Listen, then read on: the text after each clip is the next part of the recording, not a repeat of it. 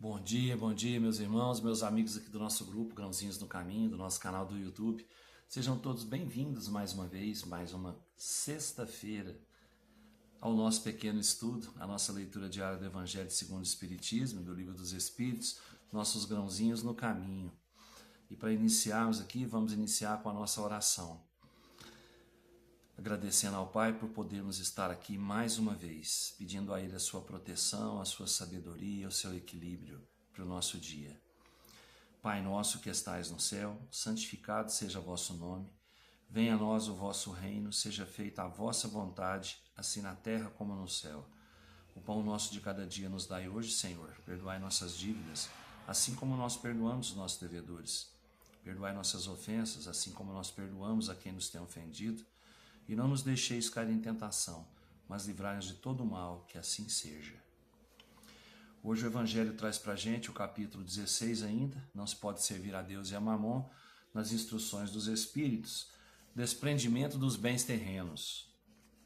Venho, meus irmãos, meus amigos, trazer o meu óbolo para vos ajudar a marchar corajosamente no caminho do aprimoramento em que entrastes. Nós nos devemos uns aos outros, não é senão por uma união sincera e fraternal entre espíritos e encarnados que a regeneração será possível. Vosso amor aos bens terrestres é um dos mais fortes entraves ao vosso adiantamento moral e espiritual. Por esse apego à posse, suprimis as vossas faculdades afetivas em as transportando todas sobre as coisas materiais. Sede sinceros, a fortuna dá uma felicidade sem mácula?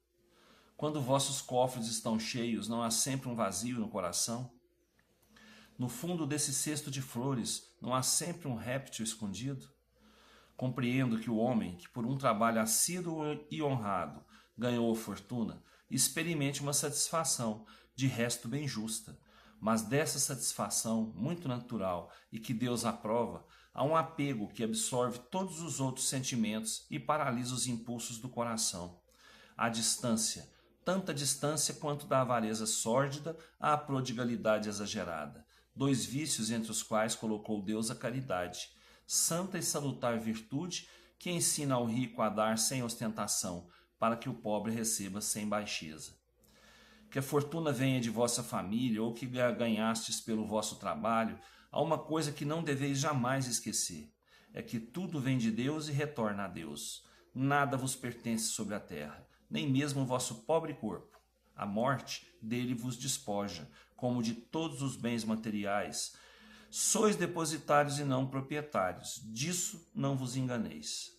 Deus vos emprestou, deveis restituir, e ele vos empresta com a condição de que o supérfluo possa, pelo menos, reverta para aqueles que não têm o necessário.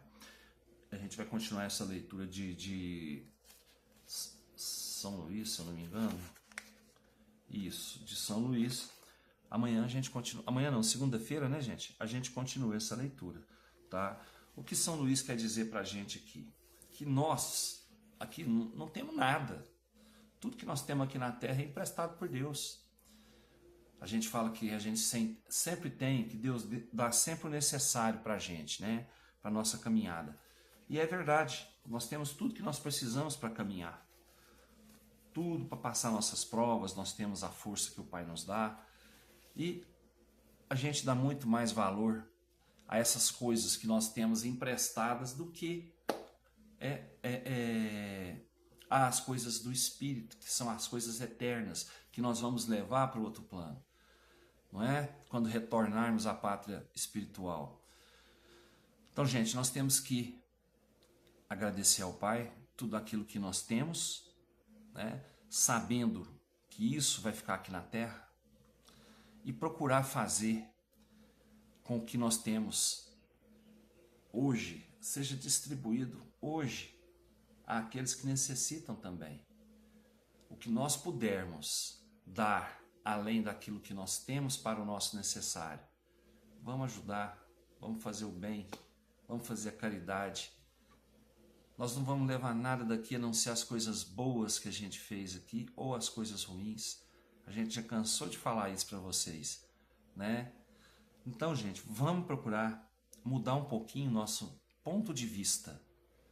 Nosso ponto de vista, se ele for muito material, nós vamos sofrer muito quando a gente mudar o plano. Quando a gente voltar para a parte espiritual, a gente vai sofrer muito, porque nós não vamos ter isso que nós temos aqui na Terra, nós não vamos levar lá para a parte espiritual, né? Então, vamos nos desapegar enquanto nós temos tempo para nos desapegar das coisas materiais.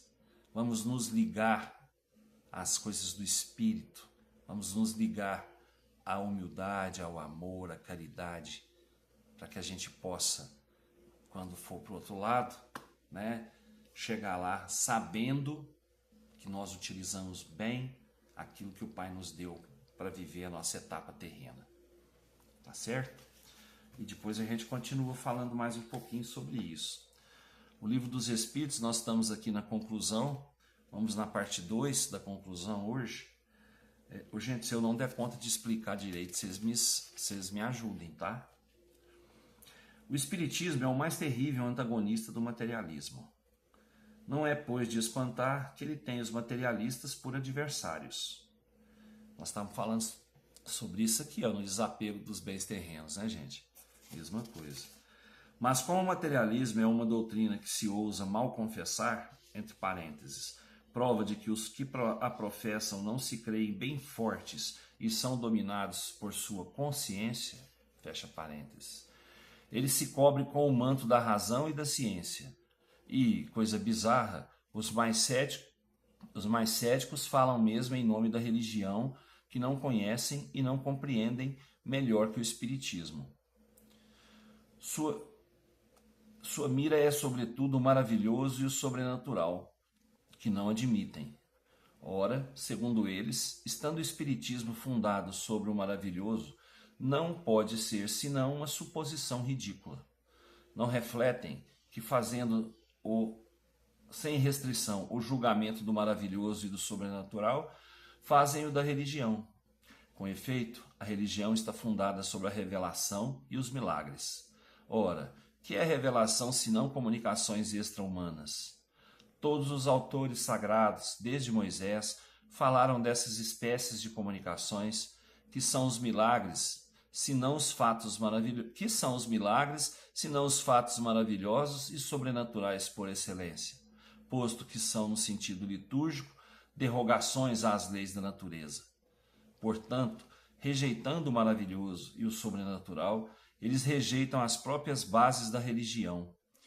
Mas não é sob esse ponto de vista que devemos examinar a coisa.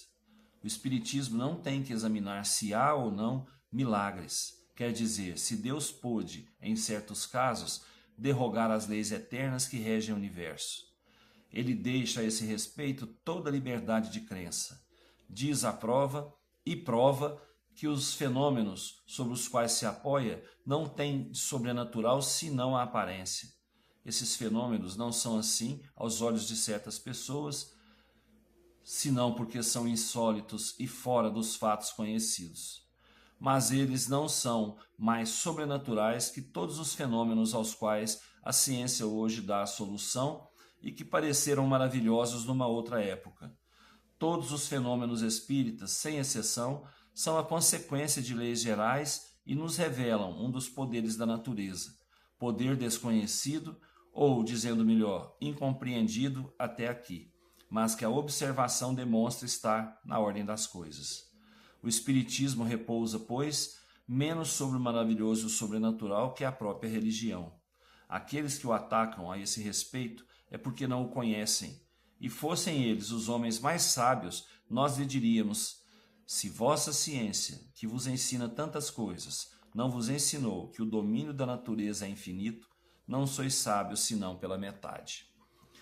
Gente, o Espiritismo trouxe para a gente o conhecimento, né, as orientações sobre, principalmente, esses fenômenos, né, que ocorrem, né, nas manifestações espíritas e etc. O homem acha isso tudo sobrenatural, mas o Espiritismo veio provar que isso não tem nada de sobrenatural, que isso é tudo diante da lei de Deus, que tudo obedece à lei de Deus. Tudo é regido pelas leis naturais. Então não tem nada de sobrenatural. É que as manifestações, como não são constantes, não são difundidas, divulgadas, vamos dizer assim, que não são de amplo conhecimento, quando acontecem essas manifestações, são milagres, são fenômenos sobrenaturais. Não são, gente, são todos fenômenos naturais, tá? É que o Pai, às vezes, quando na ocorrência de um milagre, né, chamado assim, milagre, ele quebra essa lei, mas ele tem esse poder, ele tem esse direito, porque foi ele que fez. Ele quebra essa lei natural para poder ajudar alguém, alguma coisa. Então, tudo está regido pela lei natural, pela lei de Deus, tá? E aqui no final ainda fala, o domínio da natureza é infinito. Não sois sábios se vós, aqui ó, vamos ler tudo, né? Aqueles que o atacam a esse respeito é porque não conhecem, e fossem eles os homens mais sábios, nós lhes diríamos: se vossa ciência, que vos ensina tantas coisas, não vos ensinou que o domínio da natureza é infinito, não sois sábios senão pela metade. Quer dizer que a ciência que o Pai permitiu ao homem através da inteligência, né, que ele deu ao homem, a ciência não consegue provar que a natureza ela é absoluta, que tudo é fenômeno natural, que tudo que acontece é coisa da lei natural, né? Se nós não entendemos isso, nós não vamos ser sábios nunca.